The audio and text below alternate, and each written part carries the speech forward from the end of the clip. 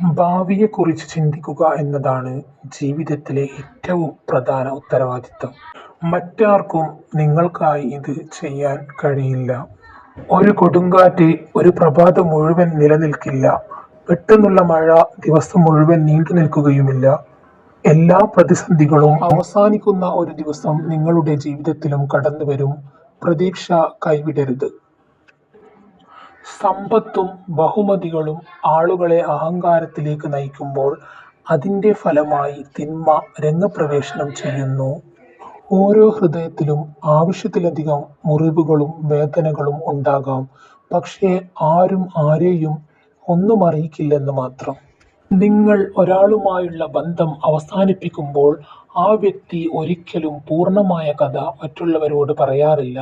നിങ്ങൾ മോശവും ആ വ്യക്തി നിഷ്കളങ്കനും ആയിട്ടുള്ള ഭാഗികമായ കഥ മാത്രമായിരിക്കും പറയുന്നത്. മോശം ഭൂതകാലമുള്ള മനുഷ്യരാണ് നല്ല ഭാവികാലം സൃഷ്ടിക്കുന്നത്. ചുറ്റും നിൽക്കുന്നവരുടെ യഥാർത്ഥ മുഖം തിരിച്ചറിയണമെങ്കിൽ ജീവിതത്തിലെ ഏറ്റവും മോശം സമയത്തിലൂടെ കടന്നു പോകണം. ജീവിച്ചിരിക്കുമ്പോൾ എന്താണ് നിന്റെ പ്രശ്നം എന്ന് ചോദിക്കാത്തവരാണ് മരിച്ചു കഴിഞ്ഞാൽ എന്തായിരുന്നു അവന്റെ പ്രശ്നം എന്ന് ചോദിക്കുന്നത്. ചില ആളുകൾ നിങ്ങളോട് വിശ്വസ്തരല്ല. അവർ നിങ്ങളുടെ ആവശ്യങ്ങളോട് മാത്രം വിശ്വസ്തരാണ്. അവരുടെ ആവശ്യങ്ങൾ മാറുമ്പോൾ അവരുടെ വിശ്വസ്തതയും മാറുന്നു.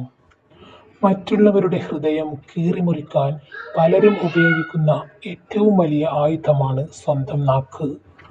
മനസ്സ് തകർക്കാനും മനസ്സ് നിറയ്ക്കാനും പ്രിയപ്പെട്ടവരോളം പോന്ന വേറാരും ഇല്ല എന്നതാണ് സത്യം. നിങ്ങൾ നിങ്ങളെ തന്നെ ഒരിക്കലും വില കുറച്ചു കാണരുത്. നിങ്ങൾ കരുതുന്നതിനേക്കാൾ ശക്തി നിങ്ങൾക്കുണ്ട്. നേതൃത്വത്തിൻ്റെ ഏറ്റവും മൂല്യവത്തായതും ആദരണീയവുമായ ഗുണമാണ് സമഗ്രത. നിങ്ങൾ എപ്പോഴും നിങ്ങളുടെ വാക്ക് പാലിക്കുക. നിഷ്കളങ്കരായ മനുഷ്യർ വിഡ്ഢികളല്ല. അവർ കരുതുന്നത് എല്ലാവരും അവരെപ്പോലെ നല്ല മനസ്സുള്ളവരാണ് എന്നാണ്.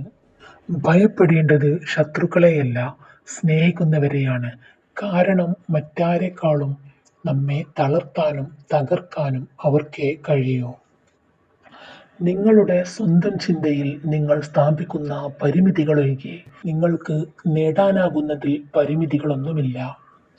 നിങ്ങളെ വാക്കുകൾ കൊണ്ട് വേദനിപ്പിക്കുന്നവർക്ക് കൊടുക്കാവുന്ന ഏറ്റവും നല്ല മറുപടിയാണ് മൗനം. മറവി കൊണ്ട് മുറിവുണക്കാം എന്നത് വേദനിപ്പിച്ചവരുടെ മാത്രം വ്യാമോഹമാണ്. വേദനയേറ്റവന്റെ ഓർമ്മകൾക്ക് കാലം മൂർച്ച കൂട്ടുന്നു.